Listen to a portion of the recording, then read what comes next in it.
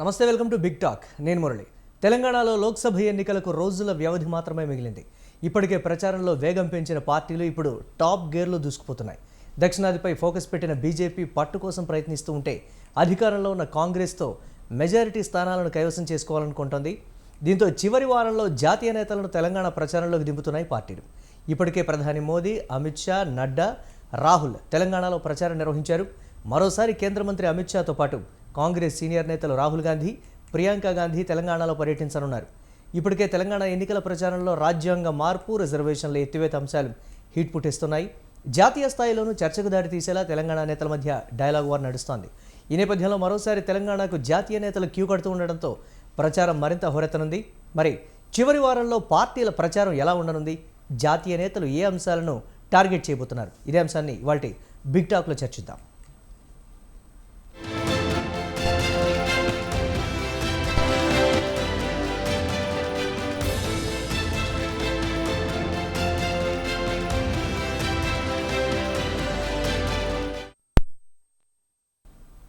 తెలంగాణలో రాజకీయ నేతల ప్రచారం పీక్ స్టేజ్కు చేరిందనే చెప్పాలి. అటు కాంగ్రెస్, ఇటు భారతీయ జనతా పార్టీకి సంబంధించినటువంటి అగ్రనేతలు ఈ వారంలో రాష్ట్ర వ్యాప్తంగా కూడా పర్యటించి సభలు నిర్వహిస్తూ ఉన్నటువంటి పరిస్థితి ఉంది. ఇటు రిజర్వేషన్ల అంశం కావచ్చు, ఇతరత్ర అంశాలన్నీ కూడా వాడివేడిగా మాటల యుద్ధం అయితే రాష్ట్రంలో నడుస్తున్నటువంటి పరిస్థితి ఉంది. చూద్దాం. మెజారిటీ స్థానాలు మేం సాధిస్తామని రెండు జాతీయ పార్టీలు చెప్తుంటే, ఇటు బీఆర్ఎస్ కూడా దీనికి సంబంధించి మేము కూడా మెజారిటీ స్థానాలు సాధిస్తామని అయితే చెప్తోంది. చూద్దాం ఏ విధంగా ఉండబోతోంది రెండు జాతీయ పార్టీల ప్రచార సరళి. ఇదే అంశానికి సంబంధించి వాళ్ళ బిగ్ టాక్లో మనతో డిబేట్లో పార్టిసిపేట్ చేస్తున్నారు నర్రా విజయ్ గారు, రాజకీయ విశ్లేషకులు. వారు లైవ్లో సిద్ధంగా ఉన్నారు. అలాగే డాక్టర్ లింగం యాదవ్ గారు, టీపీసీసీ రాష్ట్ర ప్రధాన కార్యదర్శి, స్టూడియోలో వారు కూడా సిద్ధంగా ఉన్నారు. అలాగే శ్రీవర్ధన్ రెడ్డి గారు, బీజేపీ సీనియర్ నాయకులు, వారు కూడా లైవ్లో సిద్ధంగా ఉన్నారు. మాట్లాడదాం. ముందుగా లింగం యాదవ్ గారు, నమస్తే అండి. లింగం యాదవ్ గారితో మాట్లాడదాం ఫస్ట్. యాదవ్ గారు, ఏ విధంగా చూడాలంటారు జాతీయ నేతల ప్రచారం? రాహుల్ గాంధీ, ఇతరతర సీనియర్ నేతలందరూ కూడా రాష్ట్రానికి రాబోతున్నారు. అధికారంలో ఉన్నటువంటి రాష్ట్రంలో ప్రచారం అంటే ఇంకా ప్రతిష్టాత్మకంగా తీసుకుంటున్నటువంటి పరిస్థితి. అధికారం చేపట్టిన తర్వాత, అసెంబ్లీ ఎన్నికల్లో అధికారం చేపట్టిన తర్వాత మెజారిటీ స్థానాలు మేము గెలుస్తాం అని సర్వే చేయించుకున్నారా లేకపోతే ఇతరత్ర ఏమో, కానీ పూర్తి స్థాయిలో కూడా ప్రచారంలో స్పీడ్ పెంచినటువంటి పరిస్థితి. రిజర్వేషన్ల అంశం ఇప్పటికే కాకరేపుతుంది. ఏ విధంగా ఉండబోతుందంట? ముందుగా స్వతంత్ర టీవీ ప్రేక్షకులు, మరి అదేవిధంగా కో ప్యానలిస్టులకు, మీకు అందరికీ నమస్కారం అండి. ఇవాళ కాంగ్రెస్ పార్టీ తెలంగాణలో అధికారంలో చేపట్టి 100 రోజుల్లోనే మేమిచ్చిన 6 గ్యారంటీల్లో 5 గ్యారంటీలు అమలు చేశాము. ఇవాళ తెలంగాణలోని సబ్బండ వర్గాలు కాంగ్రెస్ పార్టీ వైపు ఉన్నారు. ఇవాళ మీరు దేశంలో జరుగుతున్నటువంటి పరిస్థితులను కూడా గమనిస్తే, ఇవాళ 10 సంవత్సరాలుగా కేంద్రంలో అధికారంలో ఉన్నటువంటి బీజేపీ ఏం చేసిందో మనందరికీ తెలుసు. ఇవాళ నిరుద్యోగం ఏ స్థాయిలో ఉంది, అదేవిధంగా ధరల పెరుగుదల ఏ విధంగా ఉంది. ఇవాళ దళితులు, మహిళలు, గిరిజనుల మీద అత్యాచారాలు జరుగుతున్నాయి. అదేవిధంగా రైతులకు ఇవాళ వాళ్ళు నల్ల చట్టాలకు వ్యతిరేకంగా పోరాడుతుంటే వాళ్ళ మీద కాల్పులు జరిపినటువంటి సందర్భం ఇవాళ మనం చూస్తూనే ఉన్నాం. సో ఇట్లాంటి సందర్భంలో ఇవాళ దేశవ్యాప్తంగా కూడా ఇవాళ కాంగ్రెస్ పార్టీ, ఇండియా అలయన్సెస్ ఇవాళ దేశవ్యాప్తంగా జరుగుతున్న ఎలక్షన్లో కూడా ఇవాళ చాలా ముందంజలో ఉంది. ఇవాళ మనం దానికి ఫస్ట్ ఫేజ్ ఎలక్షన్లో గమనిస్తేనే ఆ యొక్క డిఫరెన్సెస్ చాలా స్పష్టంగా కనబడుతుంది. ఇవాళ ప్రధానమంత్రి స్థాయిలో ఉన్నటువంటి వ్యక్తి మన రాజస్థాన్లో ఏ విధంగా మాట్లాడిండో పుస్తల తాడుకు సంబంధించి మనందరం చూస్తూనే ఉన్నాం. అంటే ఫస్ట్ ఫేజ్, సెకండ్ ఫేజ్లో ఇవాళ బీజేపీకి ఎక్కడ కూడా అనుకూల పరిస్థితులు లేవు. ఎందుకంటే ఇవాళ దేశంలో జరుగుతున్నటువంటి ఇవాళ రాజ్యాంగ వ్యతిరేకమైనటువంటి నిర్ణయాలు బీజేపీ తీసుకుంటుంది. ఇవాళ రాజ్యాంగాన్ని మారుస్తామని వాళ్ళే చాలా స్పష్టంగా చెప్తున్నారు. ఇవాళ 400 సీట్లు ఇవ్వండి, మేము రాజ్యాంగాన్ని మారుస్తామని. అంటే రాజ్యాంగమే మార్చిన తర్వాత ఇవాళ రిజర్వేషన్లు ఎట్లుంటాయి? ఇవాళ దేశంలో ఉన్న ఎస్సీ, ఎస్టీ, బీసీ మైనార్టీలకు ఇవాళ అణగారిన వర్గాలకు రిజర్వేషన్ ఉండాలన్నా కూడా, ఇవాళ దేశంలో ఉన్న ప్రజాస్వామ్యం బతకాలన్నా కూడా, డాక్టర్ బాబాసాహెబ్ అంబేద్కర్ రాసిన భారత రాజ్యాంగం ఇంకా ఇట్లనే కంటిన్యూ ఉండాలన్నా కూడా ఇవాళ కాంగ్రెస్ పార్టీ, ఇండియా అలయన్సెస్ ఇవాళ దేశంలో గెలవవలసిన అవసరం ఎంతైనా ఉంది. సో అందుకే ఇవాళ తెలంగాణలో కూడా చాలా స్పష్టంగా మార్పు కనబడుతుంది. ఇవాళ మేము కాంగ్రెస్ పార్టీ ఇచ్చినటువంటి గ్యారంటీలతోటి, ఇవాళ కాంగ్రెస్ పార్టీ యొక్క ప్రజాస్వామ్య పాలన ద్వారా ఇవాళ స్వేచ్ఛాయుత వాతావరణం తెలంగాణలో ఉంది. అందుకే ఇవాళ తెలంగాణలోని సబ్బండ వర్గాలు ఇవాళ కాంగ్రెస్ పార్టీ వైపు ఉన్నారు. ఇవాళ తెలంగాణలో కాంగ్రెస్ పార్టీ 14 నుంచి 15 పైగా స్థానాలు ఇవాళ తెలంగాణలో గెలవబోతుంది. ఇవాళ అదేవిధంగా దేశవ్యాప్తంగా కూడా ఇవాళ దాదాపు మెజార్టీ సీట్లు ఇవాళ ఇండియా అలయన్స్ గెలవబోతుంది. ఎందుకంటే ఆ డిఫరెన్సెస్ ఇవాళ ప్రజలు కోరుకుంటారండి. ఇవాళ దేశవ్యాప్తంగా బీజేపీ చేస్తున్నటువంటి ఏ విధంగా ఇవాళ రిజర్వేషన్లు వాళ్ళే మారుస్తూ ఉంటారు. బీజేపీ ఆర్ఎస్ఎస్ వాళ్ళ చాలా స్పష్టమైన నిర్ణయం ఉంది.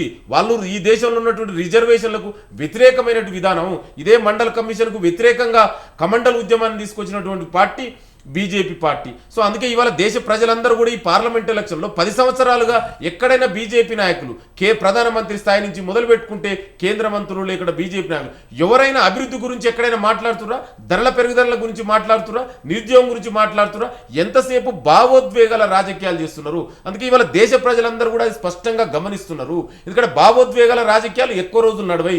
మన తెలంగాణ అసెంబ్లీ ఎలక్షన్లో కూడా ఇక్కడ ఉన్నటువంటి బీఆర్ఎస్ కేసీఆర్ కూడా అట్లనే భావోద్వేగాల రాజకీయాలను చూసిండు. అయినా కూడా తెలంగాణ ప్రజలు అవన్నీ కాదని బుద్ధి చెప్పిరు వాళ్ళకు. ఎందుకంటే భావోద్వేగ రాజకీయాలు ఎక్కువ రోజులు నడవై. ఇవాళ దేశంలో కూడా అదే పరిస్థితులు కనబడుతున్నాయి. అందుకే రేపు రాబోయేది కూడా కాంగ్రెస్ పార్టీ సరహద్దులో ఇండియా అలయన్సే రేపు దేశంలో కూడా ప్రభుత్వాన్ని ఏర్పాటు చేయబోతుంది. రైట్, ఎస్, మాట్లాడదాం దీనికి సంబంధించి. ఇక శ్రీవర్ధన్ రెడ్డి గారు ఉన్నారు, బీజేపీ రాష్ట్ర సీనియర్ నాయకులు.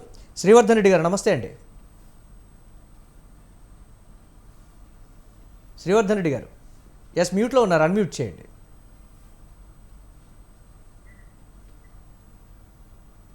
ఎస్ ఎస్ శ్రీవర్ధన్ గారు వినిపిస్తుందా నా వాయిస్?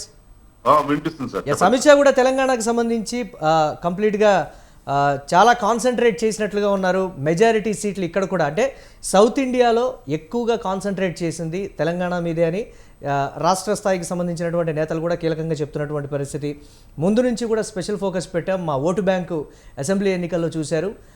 అన్ని నియోజకవర్గాల్లో కూడా గణనీయంగా పెరిగింది. జాతీయ స్థాయిలో మెజారిటీ స్థానాలు మేము రాష్ట్రం నుంచి ఆశిస్తున్నాం అనేటువంటి మాట అయితే చెప్తున్నారు.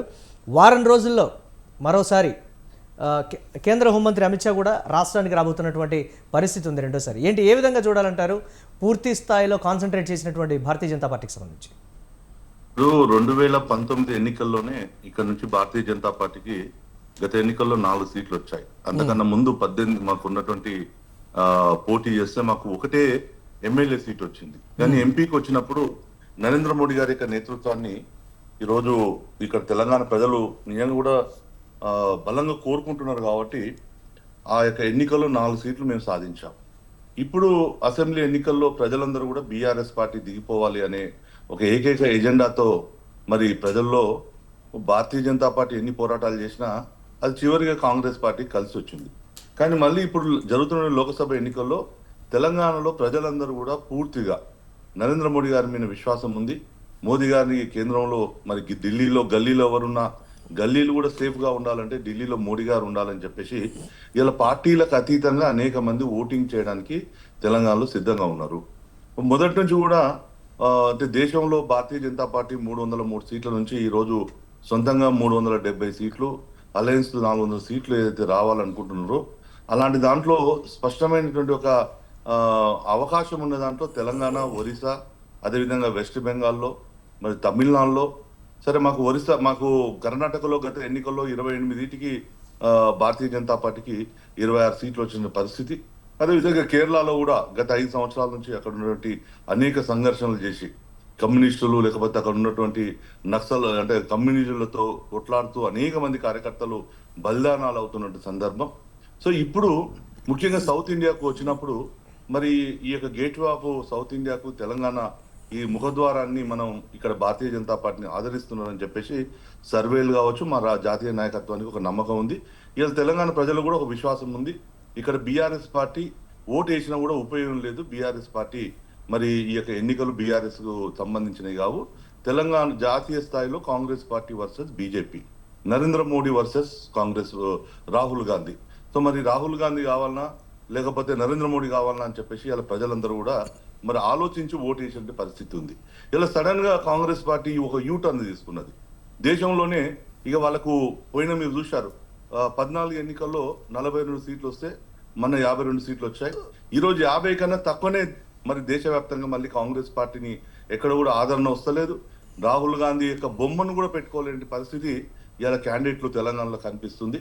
సో వాళ్ళు ఒక ప్రాపగండను, ఒక విష ప్రచారాన్ని భారతీయ జనతా పార్టీ పైన ఇలా రిజర్వేషన్లు తీసేస్తారు, 400 సీట్లు వస్తే రాజ్యాంగాన్ని మారుస్తారని చెప్పేసి ఒక తప్పుడు అభిప్రాయాన్ని ఇలా తెలంగాణ దేశం మొత్తంలో చూపిస్తున్నారు.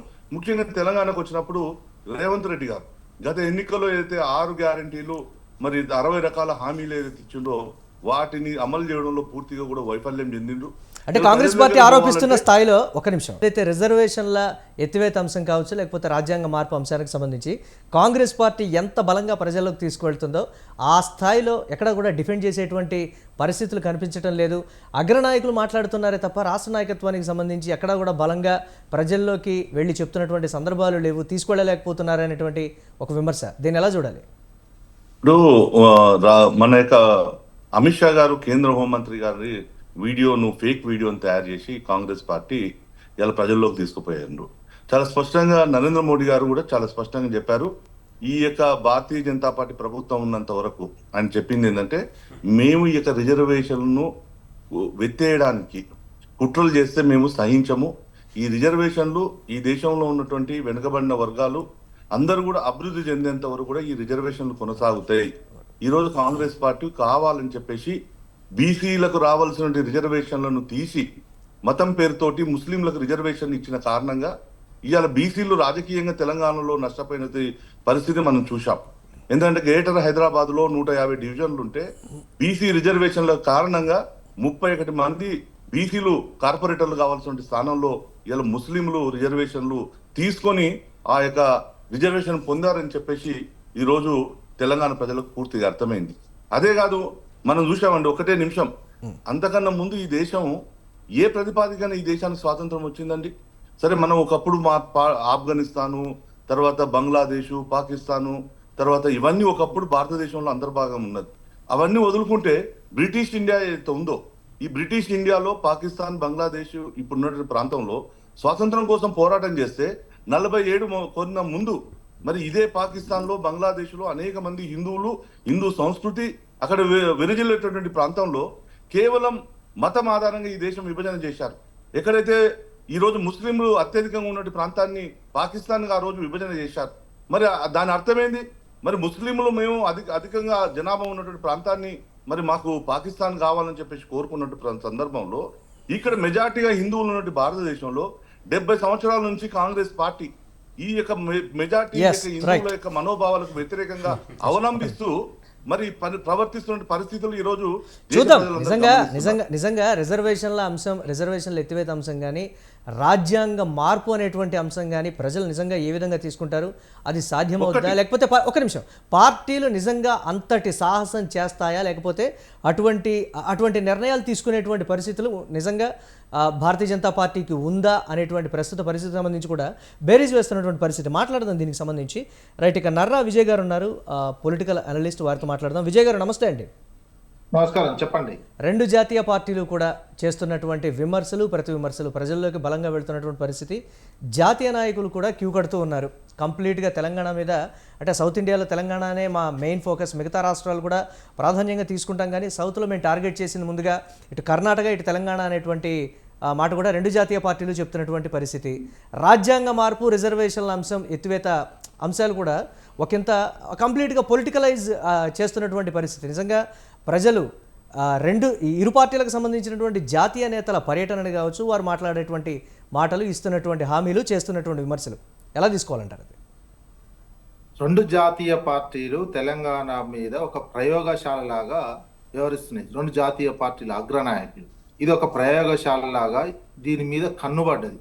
తెలంగాణ అనే ఒక మంచి ఆర్థిక వ్యవస్థ కలిగినటువంటి ప్రాంతం మీద ఈ హైదరాబాదు, తెలంగాణ, ఇక్కడున్న భూమి, సాయిల్ కావచ్చు, ఇక్కడ ఉన్నటువంటి ఆర్థిక వనరులు, ఇది ఒక గోల్డ్ లాగా కనిపిస్తుంది ఈ రెండు జాతీయ పార్టీల అగ్రనాయకులకు. ఇక్కడ నేను ఇంకా వ్యాఖ్యానించదలుచుకున్నాను. ఒకటి గుజరాత్ మాఫియా, ఇంకోటి ఢిల్లీ మాఫియా. ఏం లేదు, అదానీ, అంబానీకి ఈ తెలంగాణ రాష్ట్ర ఆర్థికం దోషిపెట్టడానికి సిద్ధమైన ఒకరు, ఢిల్లీ వాళ్లకు రాహుల్ గాంధీకి సంబంధించినటువంటి వ్యాపారస్తులకు దోషిపెట్టి ఈ తెలంగాణని వాళ్ళ చేతుల్లో కబ్జా పెట్టుకోవడానికి ఆర్థిక వనరులను. ఎందుకంటే దేశాన్ని సాదుతున్న రాష్ట్రాలలో తెలంగాణ ఒకటి ప్రస్తుతం, అది వాళ్ళ చేతుల్లో లేదు.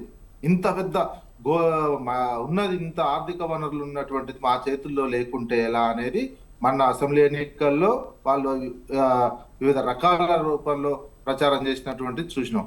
ఇప్పుడు ఇక పార్లమెంటు ఇది ఇప్పటివరకు బీజేపీకి ఏమైందంటే ఆ, దేశాన్ని ఇంకా ఆర్థికంగా ఇచ్చేది ఏంది? చెన్నై, బెంగళూరు, బాంబే, కలకత్తా, ఢిల్లీకి సంబంధించి నెక్స్ట్ గుజరాత్ లో అహ్మదాబాద్, ఇవి వస్తున్నాయి.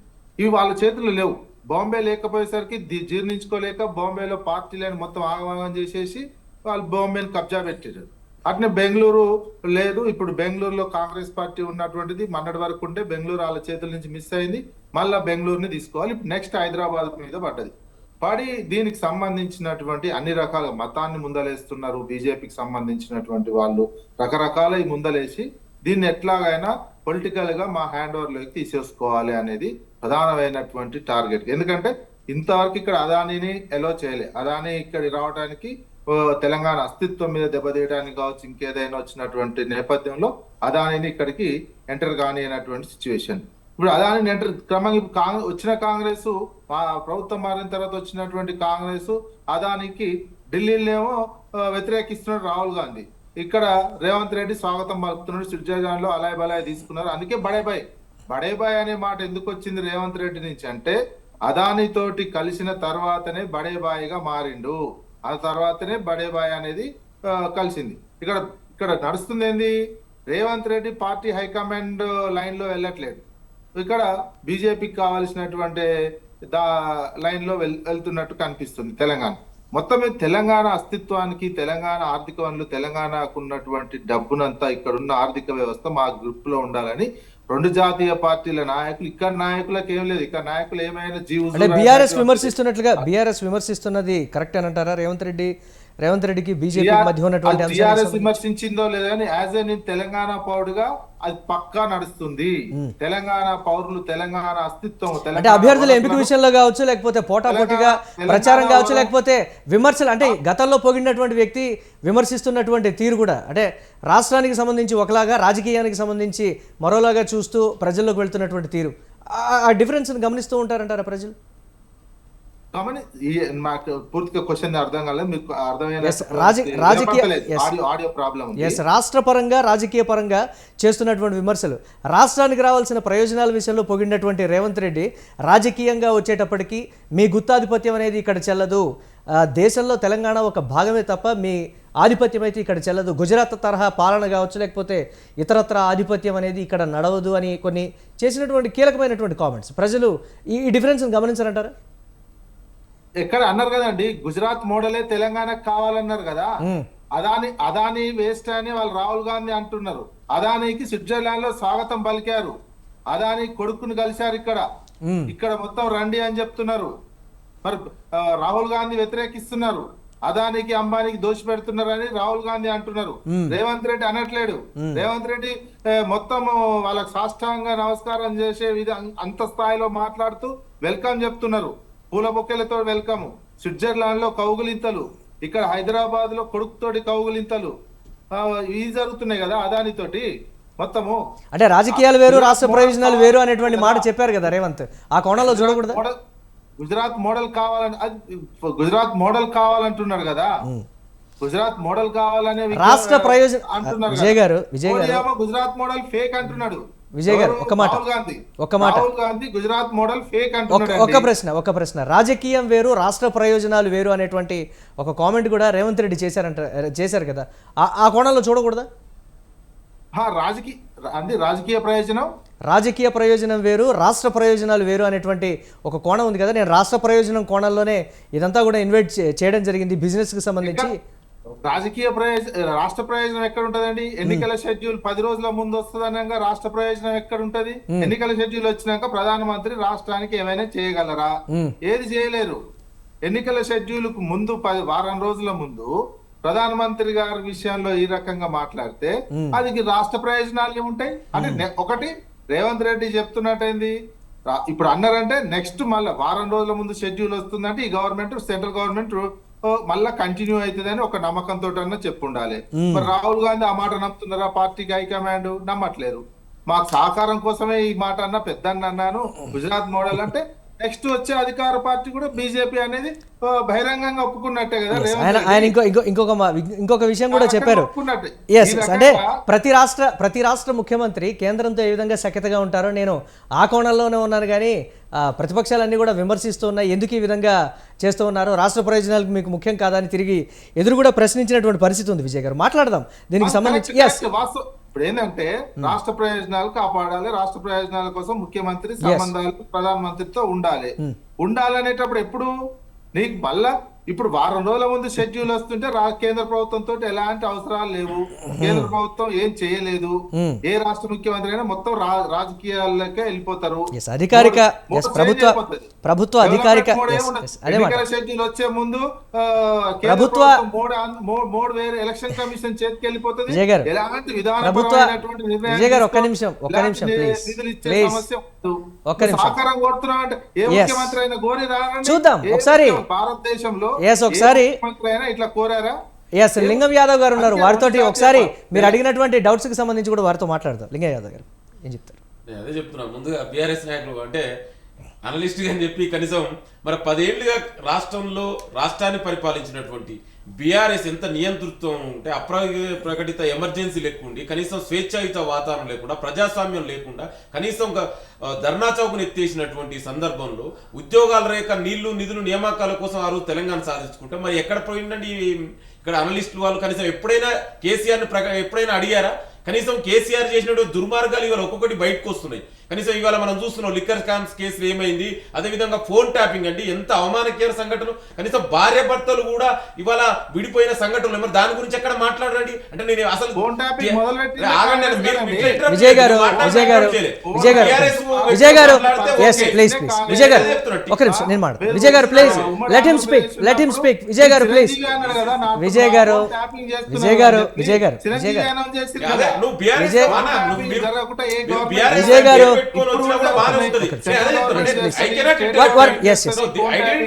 నేను మాట్లాడతాను, నేను వారికి చెప్తాను ప్లీజ్. ఒక్క నిమిషం మీరు కావాలి. విజయ్ గారు రాజకీయాలు మాట్లాడడానికి విజయ్ గారు వారి సమయం. విజయ్ గారు వారిని మాట్లాడిన వాళ్ళు మీరు మాట్లాడారు కొన్ని ప్రశ్నలు అడిగారు, మీరు కొన్ని డౌట్స్ కూడా చెప్పారు, మీకు ఉన్నటువంటి అభిప్రాయం వారిని మాట్లాడి వాళ్ళు కాంగ్రెస్ పార్టీ తరఫున ఏం చెప్తారనేది విందాం. Just please. ఏమంటున్నాంటే వారు మాట్లాడే కనీసం కేసీఆర్ కూడా ప్రశ్నించుంటే బాగానే ఉండేది అంటున్నా నేను. నువ్వు 10 ఏళ్ళుగా నువ్వు చేసినటువంటి కేసీఆర్ చేసినటువంటి దుర్మార్గ చర్యలు, గడిల పాలన నుంచి ప్రజాస్వామ్యం లేకుండా కనీసం మీరు చూసిరండి ధర్నా చౌక్ ఎత్తేసిరు, విద్యార్థులు ఉద్యోగాలు రాక ఆత్మహత్యలు చేసుకుంటే క్యారెక్టర్ అసాసిన్ చేసిరు, ఆ తల్లిదండ్రులు ఎంత బాధపడతారండి? మరి దాని గురించి ఎప్పుడైనా వీళ్ళు మాట్లాడారా? ఇక సర్లే వీళ్ళు పోయి మోడీని పోయినాడు. ఇవాళ మీ అందరికీ తెలిసే ఉంటుందండి, మీరు కూడా జర్నలిజం చాలా సంవత్సరాల నుంచి. ఇవాళ India is a cooperative federalism. ఒక ప్రధానమంత్రి స్థాయి వ్యక్తి రాష్ట్రానికి వచ్చినప్పుడు ఒక ముఖ్యమంత్రి హోదాలో ఆ విధంగా మాట్లాడి దాంట్లో తప్పే ఉందండి. ఒక ముఖ్యమంత్రి స్థాయి ఈ తెలంగాణ ప్రయోజనాలు ముఖ్యం, తెలంగాణ అభివృద్ధి సంక్షేమం ముఖ్యం, తెలంగాణకు రావాల్సినటువంటి అభివృద్ధి నిధులు రావాలి కేంద్రం నుంచి, దాని గురించి అడిగిరు, దాంట్లో తప్పే ఉందండి. మరి ఇప్పుడు కేసీఆర్ ఎన్నిసార్లు పోయి, అదే చెప్తున్నా, నువ్వు కేసీఆర్ గా మాట్లాడుతూ ఓకే, నువ్వు కేసీఆర్ ఎన్నిసార్లు పోయి కేంద్రంతో కలిసి ఎన్ని బిల్లులకు సపోర్ట్ చేసిరు? మన ఏ రోజైనా కేంద్రం నుంచి రావాల్సిన నిధుల గురించి మాట్లాడిరా? విభజన చట్టంలో ఉన్నటువంటి హామీల గురించి మాట్లాడిరా? ఇవాళ ఈ రాష్ట్ర ముఖ్యమంత్రి ఇవాళ ప్రధానమంత్రిని అదేవిధంగా కేంద్ర మంత్రిని కలిసి ఇవాళ ఎన్నో పెండింగ్ విషయాల గురించి మేము మాట్లాడినాం. ఎందుకంటే ఒక రాష్ట్రానికి రావాల్సినటువంటి నిధుల గురించి అడిగారు, దాంట్లో తప్పే ఉందండి. ఒక ప్రధానమంత్రి స్థాయిలో ఇవాళ ఎలక్షన్ రాకముందుకే కదా నువ్వేం చేసినావు చెప్పు. ఇవాళ కేసీఆర్ గురించి ఎక్కడైనా మాట్లాడుతురా వీళ్ళు? ఇవాళ కేసీఆర్ దుర్మార్గాల గురించి ఎక్కడైనా మాట్లాడుతురా? ఇవాళ కేసీఆర్ అనే వ్యక్తి టీఆర్ఎస్ నుంచి బీఆర్ఎస్ గా మారినప్పుడే వాళ్ళకు తెలంగాణకు సంబంధించినటువంటి ఆ బంధమే లేదు కదా. ఇవాళ తెలంగాణ నిధులని ఎవరండి? మహారాష్ట్రలో పార్టీలు ఎందుకు పెట్టిరండి? అసలు టీఆర్ఎస్ పుట్టిందే తెలంగాణ అస్తిత్వం కోసం అని. మరి మహారాష్ట్రలో పార్టీ ఎందుకు పెట్టిరండి? మీరందరూ తెలుసు. ఆంధ్రాలో పార్టీ ఎందుకు పెట్టిరండి? అక్కడ ఎవరి కోసం అండి? ఎవరి ప్రయోజనాల కోసం? తెలంగాణ డబ్బునంతా కూడా మహారాష్ట్రకు ఆంధ్రాలకు దోషపెట్టింది వీళ్ళు. మళ్ళీ వీళ్ళు కూడా వచ్చి ఇవాళ మళ్ళీ ఏదో మాట్లాడితే, అందుకే ఇవాళ బీఆర్ఎస్ ని ఎక్కడ పెట్టాలో, గడిల పాలన ఎక్కడ పెట్టాలో తెలంగాణ ప్రజలు అక్కడ పెట్టిరు. ఇవాళ పార్లమెంట్ ఎలక్షన్ లో కూడా మీరు చూడండి, వారు అడిగినటువంటి మరొక ప్రశ్న, రాహుల్ గాంధీ వ్యతిరేకించారు, మరి ముఖ్యమంత్రి రేవంత్ రెడ్డి అదాని విషయంలో ఎందుకు ఆ విధంగా ప్రవర్తించారనేటువంటి. నేను అదే చెప్తున్నాను చాలా స్పష్టంగా, ఒక ముఖ్యమంత్రి స్థాయి హోదాలో తెలంగాణ ప్రయోజనాలు ముఖ్యమండి. మాకు ఇక్కడ తెలంగాణ ప్రజల సంక్షేమం అభివృద్ధి ముఖ్యం, తెలంగాణకు రావాల్సిన పెట్టుబడులు తీసుకొస్తాం, దాంట్లో తప్పే ఉందండి. నేను అదే చెప్తున్నా, ఇక్కడ మీరు పార్టీగా చూడొద్దు. యాజ్ ఏ రాష్ట్ర చీఫ్ మినిస్టర్, ఒక ముఖ్యమంత్రిగా ఈ రాష్ట్రానికి రావాల్సినటువంటి పెట్టుబడులు వస్తున్నాయి కదా, ఇక్కడ ఉన్నటువంటి యువతకు ఉద్యోగాలు వస్తాయి. నువ్వు దాని గురించి మాట్లాడకుండా వీడు ఉద్యోగాలు రావద్దా మరి ఈ రాష్ట్రానికి పెట్టుబడులు రావద్దా? ఎవరు వచ్చినా మేము ఆయననే కాదు ఎవరు వచ్చినా కూడా ఆహ్వానిస్తాం. ఆగండి మిత్రం, ఎవరు వచ్చినా కూడా ఇవాళ ఆదాని అంబానే కాదు, ఈ ప్రపంచంలో ఎవరు వచ్చి పెట్టుబడులు పెడుతున్నా కూడా తెలంగాణ అభివృద్ధి ముఖ్యం. మాకు తెలంగాణ ఉద్యోగాలు రావాలి, ఈ రాష్ట్రంలో ఉన్న యువతకు కొలువులు రావాలి. సో వాళ్ళ కోసం ఎవరైనా ఆహ్వానిస్తాం. ఇప్పుడు ఒక ముఖ్యమంత్రి హోదాలో మాట్లాడుతున్నారు, మీరు ముఖ్యమంత్రి లెక్క గౌరవించరు. ఎందుకంటే మీరు ఎన్నడూ కూడా ముఖ్యమంత్రిగా ఫీల్ కాలే కదా, గడియల నుంచి నడిపిరు. ఇంకా దొరల స్వామ్యం లెక్క ప్రజాస్వామ్యం లేకుండా మాట్లాడారు. ఆగండి అన్న, ప్రతిసారి మీరు ఇంటరప్ట్ చేస్తే ఐక్యరాజు ఇంకా బీజేపీ నాయకులు మాట్లాడుతారు. నేను ఒక బీజేపీ, ఎందుకంటే బీఆర్ఎస్ అందుకే చెప్తాను, ఇంటే ఆయన అనలిస్టా బీఆర్ఎస్ అని పేరు పెట్టుకుంటే కూడా బాగానే ఉంటుంది. వాళ్ళు ఏం చేశారు? బీజేపీ నాయకుల గురించి ఒక మాట చెప్పాలనుకున్నా. ఇవాళ మరి బీజేపీ నాయకుడు తెలుసో లేదు ఒకసారి కనుక్కుంటే బాగుంటుంది. ఇదే బీజేపీ ఇప్పుడున్నటువంటి నరేంద్ర మోడీ గారు ఆయన ముఖ్యమంత్రి కావడానికి కొన్ని రోజుల ముందే దాన్ని ఆ క్యాస్ట్ని తీసుకొచ్చి ఇవాళ ఓబీసీలకు క్యాస్ట్ ఇంక్లూడ్ చేసినటువంటి సందర్భం మన అందరికీ తెలిసి, అందుకే ఆయన కన్వర్టెడ్ బీసీ. అదేవిధంగా మీరు ఇంకొక మర్చిపోవద్దు, ఈ దేశంలో మండల కమిషన్ ఉద్యమాల బీసీలకు రిజర్వేషన్ రావాలని కొట్లాడుతుంటే అదే మండల కమిషన్కు వ్యతిరేకంగా పోరైన కమండల్ నడిపినటువంటి వ్యక్తి ఈ నరేంద్ర మోడీ గారు. మళ్ళీ వాళ్ళు వచ్చి ఇవాళ బీసీల మీద ప్రేమ ఉన్నట్టు నటిస్తారండి. ఎవరికి తెలియదండి వీళ్ళ యొక్క దొంగ నాటకాలు. నేను దమ్ముంటే ఐ కెన్ ఛాలెంజ్ యూ, మీకు దమ్ముంటే ఈ దేశంలో ఉన్నటువంటి బీసీలందరూ 50% పైగా ఉన్న బీసీలందరూ కూడా క్యాస్ట్ సెన్సస్ చేస్తారు. మరి బీసీ ప్రధాని అని చెప్పుకుంటారు కదా, అదే కన్వర్టెడ్ బీసీ ప్రధాని మరి ఎందుకు క్యాస్ట్ సెన్స్ చేయలేదండి? ఎక్కడ పోయిందండి? మరి ఆ రోజు ఏడ దాచుకురండి? ఇవాళ ఉమెన్ రిజర్వేషన్ ఇచ్చారు, మరి బీసీలకు ఎందుకు రిజర్వేషన్ ఇవ్వాలండి? ఎవరు అడ్డుకురని? బీసీ ప్రధానే కదా, మరి ఉమెన్ రిజర్వేషన్లో బీసీ ఉమెన్కు రిజర్వేషన్ ఇవ్వలే, దానికి సమాధానం చెప్పరు. ఇవాళ కేంద్రంలో బీసీ మంత్రిత్వ శాఖ లేదండి, మరి 10 ఏళ్లుగా కన్వర్టెడ్ బీసీ ప్రధాని ఉంది కదా, మరి కేంద్రంలో ఒక బీసీ మంత్రిత్వ శాఖను ఎందుకు ఏర్పాటు చేయలేదండి? మేము చూడండి, మేము మేనిఫెస్టోలో పెట్టిన యాజ్ ఎ మెంబర్గా మేము మేనిఫెస్టోలో పెట్టాం, ఇవాళ అసెంబ్లీలో తీర్మానం కూడా పాస్ చేశాం క్యాస్ట్ సెన్సస్ చేస్తామని. మరి దీనికి సమాధానం ఉందా అండి? ఇవాళ కనీసం దేశంలో 30 లక్షల వేకెన్సీలు ఉన్నాయి, కనీసం 30 లక్షలు ఇవాళ ఫిల్ చేసి ఉంటే నా ఎస్సీ ఎస్టీ బీసీలు కనీసం 15% అంటే దాదాపు 15 లక్షల ఉద్యోగాలు వచ్చేది. మరి దాని గురించి మాట్లాడతారు, సమాధానం మాట్లాడతాం దానికి సంబంధించి. అలాగే ఒక ప్రశ్న, కేంద్ర అంటే అధిష్టానాన్ని కూడా ఎదిరించేటువంటి పరిస్థితి రేవంత్ రెడ్డి ప్రస్తుతం చేస్తున్నారు. అధిష్టానం మాట వినట్లేదు, అధిష్టానం ధోరణి ఒకలాగా ఉంటే రేవంత్ రెడ్డి ధోరణి ఒకలాగా ఉంది. అంటే ఒక ముఖ్యమంత్రి స్థాయిలో నేను ఉన్నాను కాబట్టి నేను రాష్ట్రం గురించి ఆలోచిస్తాను, కానీ అధిష్టానం ఏది చెప్తే నేను అది చెయ్యాలా అనేటువంటి ధోరణిలో నేను లేను అనేటువంటి ఒక ఉన్నారు అనేటువంటి కొన్ని విమర్శలు నిజంగా లేదండి. అదే చెప్తున్నా, అలాంటిది ఎలాంటి లేదండి. ఇవాళ తెలంగాణలో ప్రజాప్రభుత్వం ఏర్పడింది. ఇవాళ సకల జనులు సబ్బండ వర్గాలు ఇవాళ కాంగ్రెస్ పార్టీ ప్రజాప్రభుత్వం సపోర్ట్ చేస్తారు. ఇవాళ ముఖ్యమంత్రి కూడా అదేవిధంగా మంత్రులందరూ కూడా ఇవాళ జనరంజక పాలన చేస్తారు. ప్రజల అభిప్రాయం మేరకు వాళ్ళ అభిష్టాన్ని మేరకు ఇవాళ పరిపాలన జరుగుతుంది. ఇవాళ ముఖ్యమంత్రి ఎక్కడ కూడా పార్టీ అని, ఇప్పుడు కాంగ్రెస్ పార్టీ అంటేనే ఒక ఇంటర్నల్ డెమోక్రసీని నమ్మే పార్టీ, ప్రజాస్వామ్యం ఎక్కువ ఉన్నటువంటి పార్టీ. ఇవాళ ముఖ్యమంత్రి ఎక్కడక్కడ అనలేదండి. ఇవన్నీ కూడా అదే చెప్తున్నా, ఇవన్నీ కూడా ఎట్లంటే ఇవి బీజేపీ నాయకులు బీఆర్ఎస్ నాయకులు వాళ్ళు చేసే ఇట్లాంటి కుట్రలు చేస్తారు. ఎందుకంటే వాళ్ళు గ్లోబల్ పబ్లిసిటీ చేయడంలో, గ్లోబల్ ఇట్లాంటి మాట్లాడడంలో వాళ్ళు దిట్ట. ఎందుకంటే వాళ్ళకు ఉన్నట్టు వాట్సాప్ యూనివర్సిటీల ద్వారా బీజేపీ బీఆర్ఎస్ అట్లనే చేస్తారు. ఎందుకంటే ఇప్పుడు వాళ్ళే మీరు చాలా స్పష్టంగా చూస్తున్నారు, వాళ్ళు ఏమంటారు, ఈ ప్రభుత్వం ఎక్కువ రోజులు ఉండదు, దీన్ని కూల్ చేస్తాం, దీన్ని పేల్ చేస్తామని. అంటే దీని అర్థం ఏంది? ప్రజల చేత ఎన్నుకోబడిన ప్రభుత్వం మీద, ప్రజాస్వామ్యం మీద వాళ్ళకి నమ్మకం లేదు. ఎట్లయినా ప్రభుత్వాన్ని ఇక్కడ ఈ తెలంగాణ రాష్ట్రంలో అధికారంలో చేజిక్కుంచుకోవాలి. ఇట్లాంటి కుట్రలు, అంటే ఈ మంత్రులకు ముఖ్యమంత్రి కూడదని, ముఖ్యమంత్రికి ఏందండి ఇది? ఇవాళ చాలా స్పష్టంగా ఉన్నాం. నిన్ననే మా ముఖ్యమంత్రి గారు రాయబరీకి వెళ్ళారు, అక్కడ మా నాయకుడు నామినేషన్కు. ఇవాళ అందరూ కలిసి పనిచేస్తున్నారు. నేనేమంటున్నా అంటే పరిపాలన ఎట్లా జరుగుతుంది, ఏ విధంగా జరుగుతుంది? ఒక ప్రజాస్వామ్యంలో ఆపోజిషన్ నాయకులు చేయవలసిన బాధ్యత ఏందండి? కనీస బాధ్యత ఏంది? ఈ ప్రభుత్వానికి నీ యొక్క బాధ్యతగా సలహాలు సూచనలు ఇవ్వండి. తెలంగాణ రాష్ట్రానికి ఏ విధంగా ముందుకు తీసుకెళ్లాలి మీరు ఆ విధంగా చేయాలి తప్ప ఈ ప్రభుత్వం ఉండదు, ముఖ్యమంత్రికి మంత్రులకు కూడదని ఏందండి ఇది? నీకు బాధ్యత ఏంది? ఇవాళ నేను ఒక చిన్న విషయం చెప్తా. ఇవాళ ప్రధాన ప్రతిపక్ష నాయకుడు అసెంబ్లీకే రాడు, ఆయన పక్కన ఉన్న అసెంబ్లీకి రాడు, కానీ పక్కన ఎక్కడో 200 కిలోమీటర్ల పోయి అక్కడ ఏదో యాత్ర చేస్తా అంటాడు. మరి మీరు గుర్తుపెట్టుకోవాలి, ఈ యాత్ర ఇవాళ తెలంగాణ ప్రజల గొప్పతనమే కదా, కాంగ్రెస్ పార్టీ గొప్పతనమే కదా. నిన్ను గడిల పాలన నుంచి ఇవాళ ప్రజల మధ్యకు తీసుకొచ్చిరంటే మరి దానికి గొప్పతనం అవుతుంది ఈ తెలంగాణ ప్రజలే కదా. ఇవాళ అందుకే చెప్తున్నా, వాళ్ళ క్యాండిడేట్లు ప్రజలు పార్టీల మధ్య ఉన్నటువంటి సిచ్యువేషన్ కావచ్చు, లేకపోతే ఒకరిపై ఒకరు చేస్తున్నటువంటి విమర్శల్ని ఎంతవరకు ట్రాన్స్పరెన్సీ ఉంది, నిజంగా ఇటువంటి పరిస్థితి ఉందా? కాకపోతే అసెంబ్లీ ఎన్నికలకి, జాతీయ స్థాయిలో జరిగేటువంటి పార్లమెంట్ ఎన్నికలకి ఖచ్చితంగా కూడా డిఫరెన్స్ చూపించేటువంటి పరిస్థితులు అయితే ఉన్నాయనేటువంటి మాట అయితే చెప్తున్నారు. మాట్లాడుతాం దీనికి సంబంధించి. శ్రీవర్ధన్ రెడ్డి గారు, కాంగ్రెస్ పార్టీ క్లియర్ కట్గా క్లారిటీగా చెప్తోంది, భారతీయ జనతా పార్టీ మళ్ళీ అధికారంలోకి వస్తే ఖచ్చితంగా రాజ్యాంగ మార్పు కానీ రిజర్వేషన్ల ఎత్తివేత అంశం కానీ ఖచ్చితంగా జరిగి తీరతాయి. ప్రజలు మళ్ళొక్కసారి ఆలోచించుకోవాల్సినటువంటి అవసరం ఉంది.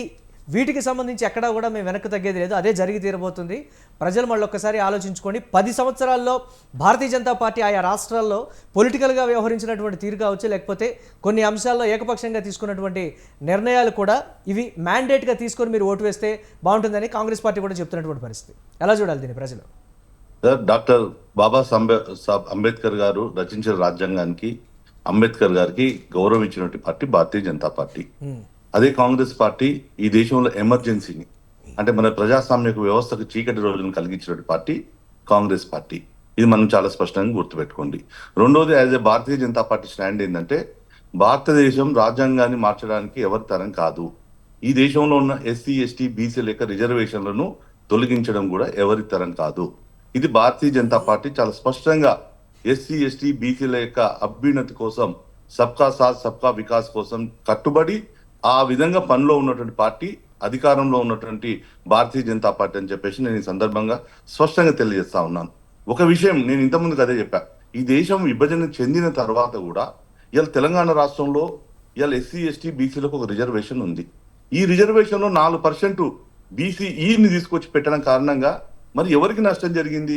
ఈ రోజు వీళ్ళు పదే పదే ముత్తుకుంటున్నటువంటి ముసలి కన్నీరు, కాంగ్రెస్ వాళ్ళు బీసీల మీద ముసలి కన్నీరు కారుస్తున్నటువంటి ఈ యొక్క కాంగ్రెస్ పార్టీ కదా, రాజశేఖర రెడ్డి కదా మరి ఆ రోజు 4% రిజర్వేషన్ పెట్టిన కారణంగా బీసీలకు ఈ రోజు రాజకీయమైనటువంటి నష్టం జరిగింది. అదేవిధంగా నేను అడుగుతున్నా, నరేంద్ర మోడీ గారు వచ్చిన తర్వాత దేశ క్యాబినెట్ లో 27 మందిని క్యాబినెట్ మంత్రులుగా బీసీలను తీసుకున్నారు. ఇది దేశ చరిత్రలో మొదటిసారిగా జరిగింది. ఈ రోజు మోదీ గారు ఏదైతే అభివృద్ధి ఫలాలు ఉన్నావో ఈ దేశంలో ఉన్నటువంటి మైనార్టీ, ఈ యొక్క ఎస్సీ, ఎస్టీ, బీసీలకు, అంటే దేశ జనాభాలో అత్యధికంగా ఉన్నటువంటి ఈ యొక్క జనాభాకు ఎవరు డిస్టర్బ్ చేయదండి, మధ్యలో ఎవరు మాట్లాడొద్దు, డిస్టర్బ్ ఈ యొక్క వాళ్ళకు మోదీ గారి యొక్క పథకాలు ఈ రోజు అందుతా ఉన్నాయి. అయితే నేను ఒకటే అడుగుతున్నా, ఈ తెలంగాణలో మనకు ఎస్సీ, ఎస్టీలకు ఏ విధమైన బీసీలకు రిజర్వేషన్ ఉన్నదో దేశ స్వాతంత్రం వచ్చిన తర్వాత కశ్మీర్ రాష్ట్రంలో ఎందుకు ఈ యొక్క ఎస్సీ, ఎస్టీ, బీసీలు మహిళలు రిజర్వేషన్లు ఎందుకు పొందలేకపోయారు? 370 ఆర్టికల్ను పెట్టింది ఎవరు? కాంగ్రెస్ పార్టీ కాదా?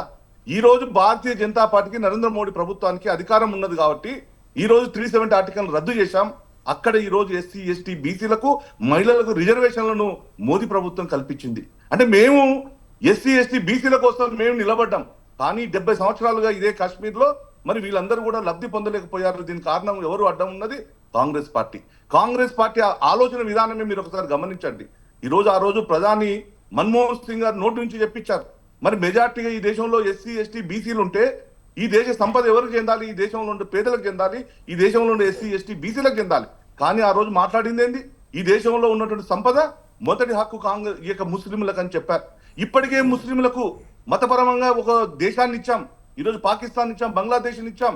ఈ రోజు అనేక సంవత్సరాలుగా, మరి 100 సంవత్సరాలుగా, 1000 సంవత్సరాలుగా ఈ వర్గాలన్నీ కూడా అనగారిన వర్గాలు, మరి దోపిడికి గురైనటువంటి వర్గాలకు నిలబడాలని చెప్పేసి మరి ఆ అంబేద్కర్ గారు ఈ యొక్క రిజర్వేషన్ తీసుకొని వస్తే వాటిని అమలు చేయనటువంటి వ్యక్తులు ఎవరంటే కాంగ్రెస్ పార్టీ. అందుకోసం కాంగ్రెస్ పార్టీకి ఈ రోజు ఏ అంశం దొరకక ఒక సున్నితమైనటువంటి అంశాన్ని రెచ్చగొట్టి మరి ప్రజల్లో లబ్ధి పొందాలని చెప్పి చూస్తా ఉన్నారు. మైనారిటీల విషయంలో కేంద్ర హోంమంత్రి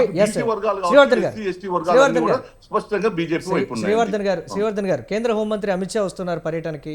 మైనారిటీల విషయంలో రాష్ట్రంలో ఉన్నటువంటి కొన్ని అపోహలు కావచ్చు, లేకపోతే మైనారిటీల్లో ఉన్నటువంటి ఒకంత భయాందోళనలు కావచ్చు, ఇతరత్ర అన్నీ కావచ్చు, ఎటువంటి క్లారిటీ ఇప్పించేటువంటి పరిస్థితులు ఉన్నాయంటారు? వారు చేసినటువంటి గతంలో చేసినటువంటి వ్యాఖ్యలకు సంబంధించి మైనారిటీల విషయంలో భారతీయ జనతా పార్టీ ఎలాంటి స్టాండ్? ఈ దేశంలో సబ్కా సాత్ సబ్కా వికాస్ లో అన్ని వర్గాలు, అన్ని ప్రాంతాల యొక్క అభివృద్ధి భారతీయ జనతా పార్టీ కోరుకుంటుంది. కానీ ఒక అఫీస్మెంట్ పాలసీలను బీజేపీ ఒప్పుకోదు. ఒక మైనార్టీలను ఒక ప్రత్యేకంగా ఈ రోజు ఒక చట్టం తీసుకొని వచ్చేసి ఈ మద్రాసాలను ఓపెన్ చేసి ఈ రోజు ఒక యువకుల్లో, పిల్లల్లో ఒక అక్కడ మతత్వాన్ని నింపి ఈ రోజు దేశంలో విభజనకు కారణం చేస్తున్నట్లు ఈ యొక్క కాంగ్రెస్ పార్టీ విధానాలను భారతీయ జనతా పార్టీ చాలా స్పష్టంగా వ్యతిరేకిస్తుంది. ఈ రోజు లౌకికవాదం పేరుతోటి ఏదైతే మెజార్టీ ప్రజలు హిందువుల యొక్క మనోభావాలను ఈ రోజు అనగదొక్కుతుందో మరి వాటికి పోరాటం చేసేటువంటి పార్టీ భారతీయ జనతా పార్టీ. మేము చాలా స్పష్టంగా చెప్తా ఉన్నాం, 4% ముస్లిం లేక రిజర్వేషన్ అయితే ఉందో దీన్ని మేము తొలగిస్తాము. దీని విషయంలో మాకు ఎలాంటి శశబిషలు లేవు. కానీ వాళ్ళ అభివృద్ధి విషయంలో మోదీ ప్రభుత్వంలో కూడా పేదలు ఉన్నటువంటి ముస్లింలకు కూడా ఈ యొక్క రిజర్వేషన్లు కల్పించింది, ఈ యొక్క ఫలాలను అందించింది భారతీయ జనతా పార్టీ. వాళ్ళు ఈ దేశంలో పౌరులు, అందరి వాళ్ళ యొక్క అభివృద్ధి కూడా భారతీయ జనతా పార్టీ కోరుకుంటుంది. కానీ ఈ అఫీజ్మెంట్ పాలసీలు ఈ రోజు ఒక ప్రత్యేకమైన ఒక దృష్టితోటి ఈ రోజు చూడాల్సిన అవసరం, ఇవాళ ముస్లింల మీద ఒక వర్గాన్ని చూడాల్సిన అవసరం లేదనేది ఇవాళ మాకు భారతీయ జనతా పార్టీ చాలా స్పష్టంగా ఉంది.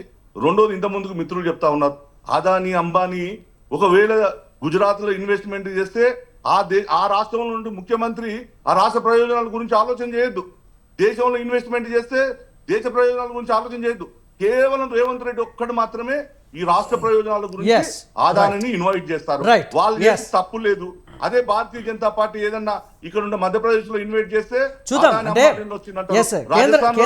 రాష్ట్ర నాయకత్వం కూడా ఒకంత ఈ అంశాలకు సంబంధించి శుతిమెత్తని అంశాలు కాబట్టి వీటికి సంబంధించి జాగ్రత్తగా వ్యవహరించాలనేటువంటి ధోరణిలోనే ఉన్నారు. కానీ ప్రజల్లో ఎక్కడా కూడా వీటిపై ఉన్నటువంటి అపోహలకు సంబంధించి గట్టిగా డిఫెండ్ చేయట్లేదు, వారికి క్లారిటీ ఇచ్చేటువంటి ప్రయత్నం చేయట్లేదు. బలంగా ప్రజల్లోకి ఒక క్లారిటీని తీసుకోవలేకపోతుంది భారతీయ జనతా పార్టీ అనేటువంటి విమర్శలు అయితే ఉన్నాయి. రాష్ట్రంలో అసెంబ్లీ ఎన్నికలకు, పార్లమెంట్ ఎన్నికలకు సంబంధించి ప్రజల్లో ఒక మార్పు అయితే కనబడుతోంది.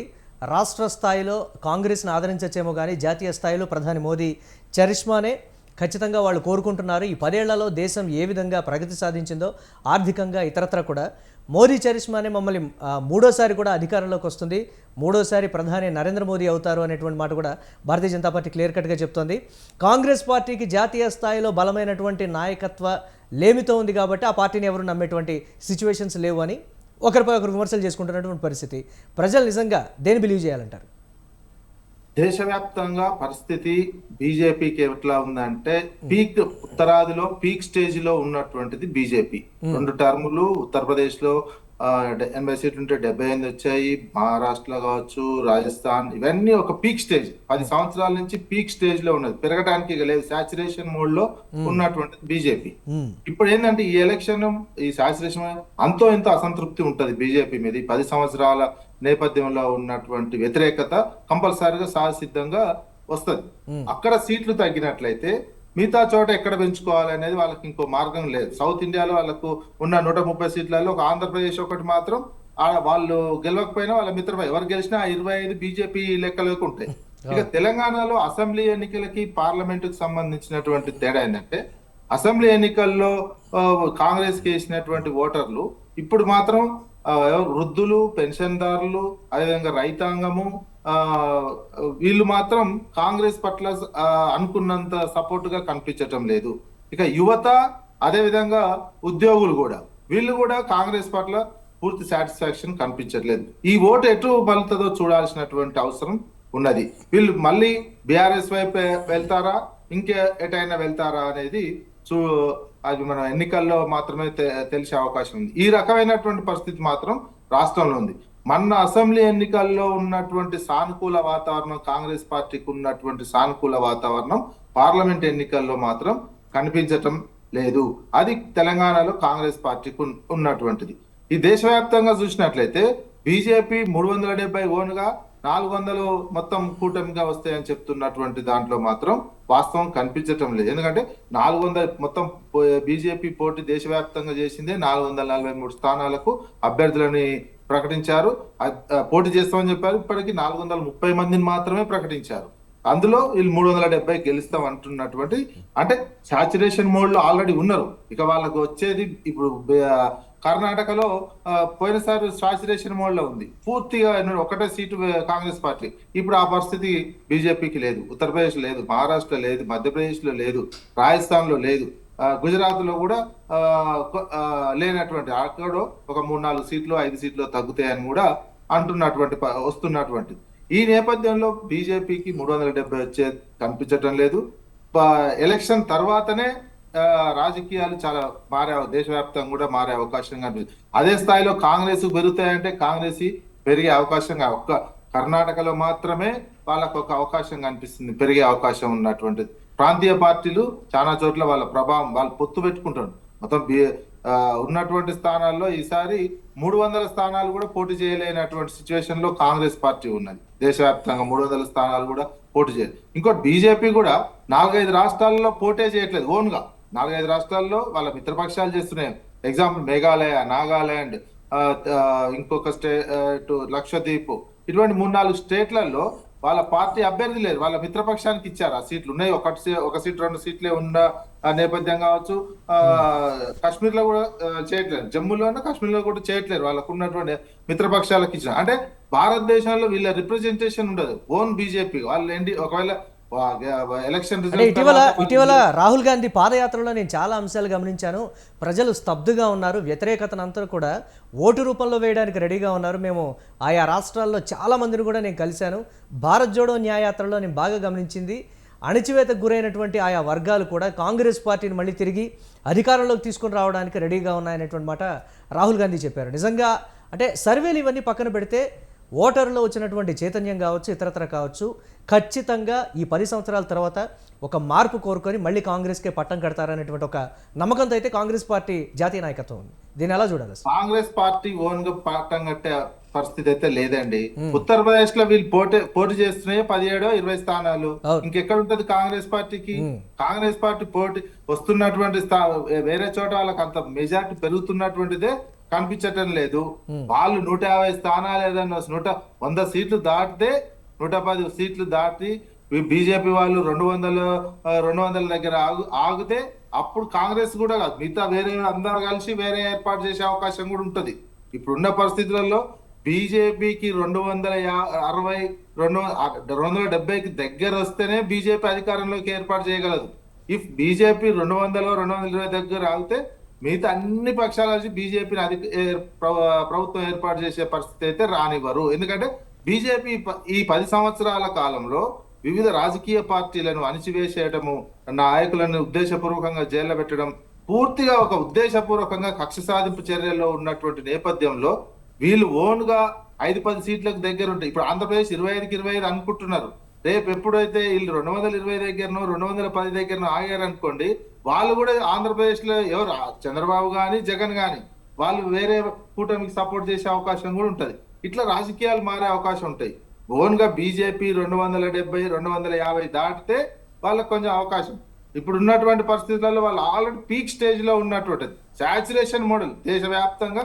నార్త్ ఇండియా సౌత్ లో ఉన్న 130 స్థానాల్లో కూడా ఒక కర్ణాటక 25 వచ్చినాయి, 28 ఉంటే 27 వచ్చినాయి. ఇప్పుడు ఆ సిచ్యువేషన్ లేదు, తగ్గుతాయి కంపల్సరీ. బీజేపీకి ఈసారి తగ్గే అవకాశాలే కనిపిస్తున్నాయి. వాళ్ళ మిత్రపక్షాలు ఎట్లా వ్యవహరిస్తే చూడాలి. వీళ్ళకు సరైన బలం ఉంటే ఎట్లా వ్యవహరిస్తాయి, బలం లేకపోతే ఎలక్షన్ తర్వాత ఎట్లా వ్యవహరిస్తాయో అది చూడాల్సినటువంటి అవసరం అయింది. ఢిల్లీలో కూడా 7 బీజేపీ వచ్చింది, కానీ ఇప్పుడు 7 మళ్ళా తిరిగి పొందడం కష్టంగానే ఉన్నటువంటి పరిస్థితి కనిపిస్తుంది. బీహార్ లో వీళ్ళే ఎక్కువ ఉన్నారు, మధ్యప్రదేశ్ లో వీళ్ళే ఎక్కువ ఉన్నారు. ఫిల్ ఒక 5-6 సీట్ల తేడాలతోటే ఉన్నటువంటి. అందుకే రాజకీయాలు పార్లమెంట్ ఎలక్షన్ రిజల్ట్స్ తర్వాత మారే అవకాశం ఉంది. అదే స్థాయిలో కాంగ్రెస్ పార్టీ మెరుగైంది అయితే కనిపించటం లేదు.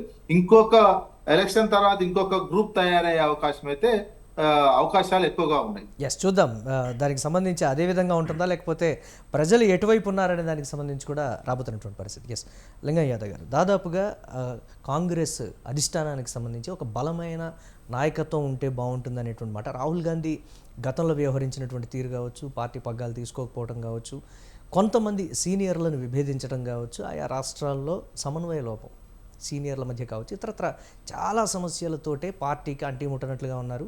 సో ఒకవేళ పోటీ చేయకపోతే దేశవ్యాప్తంగా ఒక నెగిటివ్ ఇండికేషన్, ఒక నెగిటివ్ ఇంపాక్ట్ ఉంటుంది. కాబట్టి ఆఖరి నిమిషాల్లో 12:15 నామినేషన్ వేయాల్సిన టైంలో 9 గంటలకి వారు సీట్ కన్ఫర్మ్ చేసుకున్నటువంటి పరిస్థితుల్లో రాహుల్ గాంధీ ఉన్నారంటే కాంగ్రెస్ పార్టీ ఏ సిచ్యువేషన్లో ఉంది, నిజంగా ఆ స్థాయిలో దేశ భవిష్యత్తు గురించి, భద్రత గురించి ఇతరత్ర ఆలోచించేటువంటి పార్టీగా దాన్ని చూడాలా అనేటువంటి ప్రశ్న కూడా వస్తున్నటువంటి పరిస్థితి. మీరు అనుకున్నట్టు అట్లా ఏం లేదండి. ఇవాళ రాహుల్ గాంధీ గారు కన్యాకుమారి నుంచి కాశ్మీర్ వరకు, అదేవిధంగా మణిపూర్ నుంచి ముంబై వరకు భారత్ జోడో యాత్ర, న్యాయయాత్ర చేసిన తర్వాత ఈ దేశంలో ఉన్నటువంటి పరిస్థితులను అర్థం చేసుకున్నారు.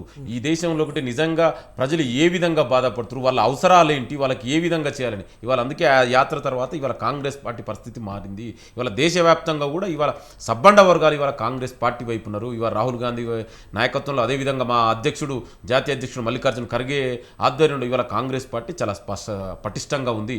ఎస్ మీరన్నట్టు చివరి వరకు ఎందుకు వేసిరంటే అది మా యొక్క వ్యూహం అండి. ఇప్పుడు మీద ఒక రాజకీయ పార్టీ మా వ్యూహంలో భాగంగానే అది వేసాం. దాన్ని మీరు ఎట్లా అంటే మేము ఎప్పుడు నామినేషన్ టైం వరకు వేసిరా లేదని చూడాలి. అది ఒక మా వ్యూహాలు ఎత్తుగడలు ఉంటాయి రాజకీయాల్లో, ఆ విధంగా వేసిరు. దాంట్లో ఎక్కడ కూడా ఇవాళ మీరు చూడండి నేను 10 సంవత్సరాలు ఇతర పక్షాలు కాంగ్రెస్ పార్టీకి ఉన్నటువంటి క్లారిటీకి సంబంధించి ప్రజల్లోకి ఆ విధంగా తీసుకెళ్లేటువంటి సిచ్యువేషన్స్ ఉన్నాయంటే ఒక జాతీయ పార్టీ విషయంలో గతంలో కొన్నేళ్ల పాటు కొన్ని దశాబ్దాల పాటు పరిపాలించినటువంటి కాంగ్రెస్ పార్టీ ప్రస్తుతం ఉన్నటువంటి కన్ఫ్యూజన్ అనాలా లేకపోతే ఒక రకమైనటువంటి డోలాయమానం అనాలా ఇతరత్రా ఈ పరిస్థితిలో ఉంది అనేది ప్రజల్లోకి తీసుకెళ్తున్నటువంటి విమర్శ. లేదు ఎక్కడ అదే చెప్తున్నాండి, ఎక్కడ కూడా కన్ఫ్యూజన్ లేదు ప్రజల మధ్య. ఈ దేశ ప్రజలు చాలా క్లారిటీగా ఉన్నారు, చాలా స్పష్టంగా ఉన్నారు. రాబోయేది కాంగ్రెస్ పార్టీ ఆధ్వర్యంలోని ఇండియా అలయన్సెస్. మేము అదే చాలా స్పష్టంగా చెప్తున్నాం ఇవాళ. ఎందుకంటే ఈ దేశంలో ఉన్నటువంటి అధికారంలో 10 సంవత్సరాలు ఉన్నటువంటి బీజేపీ ఏం చేసిందో చెప్పాలండి. ప్రజాస్వామ్యంలో ఎలక్షన్ వచ్చినప్పుడు దేని గురించి మాట్లాడాలండి? నీకు అధికారం 10 సంవత్సరాలకు ఇచ్చిరు కదా, నువ్వు ఎన్ని ఉద్యోగాలు ఇచ్చిరో మాట్లాడమండి. ఈ దేశంలో ప్రజలకు నువ్వు చేసినటువంటి ఇవాళ మాల్ న్యూట్రిషన్ తోటి చిన్నపిల్లలు చనిపోతున్నారు, ఎక్కడైనా మాట్లాడుతున్నారు అంటే దాని గురించి. ఈ దేశంలో రైతులు చనిపోతున్నారు, దాని గురించి ఎక్కడైనా నువ్వు చేసిన ఒకటి యొక్క అభివృద్ధి చెప్పుకో, సంక్షేమం ఏం చేసిన దాని గురించి చెప్పుకో. ఎంతసేపు భావోద్వేగాల రాజకీయాలు. అందుకే ఇవాళ దేశ ప్రజలందరూ గమనిస్తున్నారు. ఇవాళ మణిపూర్ సంవత్సరం పైగా మంటల్లో తగలబడుతుంటే మరి ఈ దేశ ప్రధాని కనబడతలేదండి? ఎందుకు మాట్లాడండి? ఈ దేశ ప్రధాని మణిపూర్ ప్రజలు ఈ దేశ ప్రజలు కాదా? వాళ్ళ గురించి ఎక్కడైనా మాట్లాడండి. ఒక స్త్రీని నడి బజార్లో బట్టలు విప్పి ఊరేగిస్తుంటే, ఈ దేశ ఆత్మగౌరవాన్ని నడి బజార్లో కీడుస్తుంటే మరి ఎందుకు మాట్లాడండి? ఈ ఎక్కడ కనబడే వాళ్ళకు ఎంతసేపు భావోద్వేగాలుగా రాజకీయాలు. హిందూ ముస్లిము ఇండియా ఇవేందండి? నువ్వు అభివృద్ధి గురించి చెప్పు. 10 ఏళ్ళుగా నీకు అధికారం ఇచ్చింది ఎందుకండి? ఇవాళ అందుకే దేశ ప్రజలందరూ కూడా ఇవన్నీ గమనించిరు. ఇవాళ కాంగ్రెస్ పార్టీ మాత్రమే ఈ దేశ ప్రజలకు న్యాయం జరుగుతుందని. ఇవాళ ఉద్యోగాలు రావాలన్నా కూడా, ఇవాళ నల్ల చట్టాలకు రైతులకు వ్యతిరేకంగా నల్ల చట్టాలు తీసేయాలన్నా కూడా ఇవాళ కాంగ్రెస్ పార్టీ ఏకైక మార్గం. అందుకే ఈ దేశ ప్రజలంతా చాలా సిద్ధంగా ఉన్నారు. మీరు చూడండి ఇవాళ మీకు అర్థమై ఉంటుంది ఫస్ట్ ఫేజ్ ఎలక్షన్లో ఒక దేశ స్థాయి నుండి ఎందుకు మాట్లాడినట్లని. అందుకే అక్కడే ఇవాళ మీ ఎంత ముందుకు అనలిస్ట్ చెప్పి అన్నగారు చెప్పినట్టు ఇవాళ నార్త్ ఇండియాలో గతంలో వాళ్ళు నార్త్ ఇండియా పార్టీ అనేది, ఇవాళ అక్కడ నార్త్ ఇండియాలోనే ప్రజలు విసిగి చెందిరు. ఇవాళ చూడండి మీకు ఎక్కడ రాజస్థాన్లో, గుజరాత్లో, ఇంత గతంలో హర్యానాలో, ఢిల్లీలో, మధ్యప్రదేశ్లో మెజార్టీ స్థానాలు 5 స్టేట్లలో వాళ్ళు క్లీన్ స్వీప్ చేసిరు. ఇవాళ పరిస్థితి లేదు అక్కడ. ఇవాళ ప్రజలు తిరగబడిరు. అందుకే ఆయన ఇవాళ పుస్తల తాళ్ళని ఇంకేదో ఈ ఆస్తిని పంచి పెడతారని ఒక ప్రధాని స్థాయి నుండి ఆ విధంగా మాట్లాడొచ్చా? ఈ ఈసీ ఏం చర్య తీసుకుందండి? అందుకే ఇవాళ అందరూ కూడా ఈ దేశంలో ఉన్న రాజ్యాంగ వ్యవస్థలను కూడా నిర్వీర్యం చేసిరు. ఈసీ ఇవాళ కనీసం ఏమి నిస్సహాయ స్థితిలో ఉంది. ఆ విధంగా మాట్లాడుతుంటే కనీసం ఒక నోటీస్ ఇచ్చే పరిస్థితిలో లేదు. కాంగ్రెస్ పార్టీ ప్రజల్లో ఈ విషయానికి సంబంధించి ఆలోచింపజేయగలిగినటువంటి పరిస్థితులు ఉన్నాయంటారు? ఎస్ మేము అదే చెప్తున్నాం. ఇవాళ వాళ్ళు ఇంత ముందుకు మాట్లాడుతూ మీకు రాజ్యాంగాన్ని మార్చే ఉద్దేశం లేదంటారు. నేను ఒక చిన్న ఉదాహరణ చెప్తా. మీకు అందరూ తెలుసు 2000లో అప్పుడు ఉన్న ప్రధాని ఎవరండి? బీజేపీ ఆధ్వర్యంలో వాజ్పేయి గారు. మరి జస్టిస్ వెంకటాచలయాని కాన్స్టిట్యూషనల్ రివ్యూ కమిటీ ఎందుకు ఏర్పాటు చేసిరండి? ఈ దేశ ప్రజలు మర్చిపోయారు అది. ఇవాళ మళ్ళీ అందుకే అడుగుతారు వాళ్ళు మెజార్టీ సీట్లు ఇవ్వని. ఎందుకు ఇవ్వని అడుగుతారు అంటే ఈ మెజార్టీ సీట్లు వస్తే ఈ దేశంలో రాజ్యాంగాన్ని మార్చాలని. ఇవాళ మేము అదే చెప్తున్నాం. ఇవాళ దేశ ప్రజలందరూ కూడా అదే నమ్ముతున్నారు. ఎందుకంటే ఎస్సీ ఎస్టీ బీసీ మెజార్టీ వర్గాలు ఇవాళ రిజర్వేషన్లు ఉండాలన్నా కూడా ఇవాళ కాంగ్రెస్ ప్రభుత్వంలో ఆధ్వర్యంలోని ఇండియా అలయన్స్ రావాల్సిన అవసరం ఎంతైనా ఉంది. ఇవన్నీ అదే చెప్తున్నాండి. మండల్ కమిషన్కు వ్యతిరేకంగా పోరాడిన నాయకులు వాళ్ళ ఆర్ఎస్ఎస్ సిద్ధాంతమే, మనువాద సిద్ధాంతమే రిజర్వేషన్లు వ్యతిరేకం. దాని గురించి ఎక్కడైనా మాట్లాడండి. అరే ఇప్పుడు క్యాస్ట్ సెన్స్ ఎందుకు? నేను సింపుల్గా అడిగినా ఇక్కడ ఉన్న మేధావి కూడా ఎందుకు క్యాస్ట్ సెన్స్ చేయట్లేదంటే ఎందుకు చెప్తున్నాడు? బీజేపీ దగ్గర సమాధానం ఏముంది? ఇవాళ 10 ఏళ్ళుగా బీసీ ప్రధానే కదా, బీసీ ప్రధాని అని చెప్పు, అదే కన్వర్టెడ్ బీసీ ప్రధాని. మరి ఎందుకు చేయలేదు? ఎందుకు ఓరాడుకోరు? నేను క్యాస్ట్ సెన్సస్ చేస్తే ఇవాళ తెలంగాణలో చెప్పన్నా మరి నువ్వు ఎందుకు చేయలేదు? నీకు దమ్ముంటే ఎందుకు చేయలేదు? మరి కన్వర్టెడ్ బీసీ ప్రధానే కదా. క్యాస్ట్ సెన్సస్ చేయకపోవడానికి నీకు ఏ కారణం ఏంది? నువ్వు కన్వర్టెడ్ బీసీ కదా, నువ్వు బీసీ అని చెప్పుకుంటున్నావు కదా. ఒక నిమిషం ప్లీజ్, శ్రీవర్ధన్ గారి దగ్గర క్లారిటీ తీసుకుందాం. శ్రీవర్ధన్ గారు ప్లీజ్ ఒక 1 minute లో కంక్లూడ్ చేయండి ప్లీజ్. ఒక 1 minute నేను అందరికి వాళ్ళకు నిమిషాలు ఇచ్చి నాకు 1 minute ఏందండి ఇప్పుడు ఒక నిమిషం అండి. వీళ్ళు నేను తెలంగాణ ఆంధ్రప్రదేశ్ కి అడుగుతా ఉన్నా, ఇన్ని సంవత్సరాలు ఒక బీసీని ముఖ్యమంత్రి చేయడానికి కాంగ్రెస్ కు ఎవరు మనుషులే దొరకలేదా? వీళ్ళు మాట్లాడుతూ ఉన్నారు కదా. ఈ రోజు దేశంలో ఒక నరేంద్ర మోడీ గారి మీద పదే పదే పదే పదే విష ప్రచారాలు చేస్తా ఉన్నారు.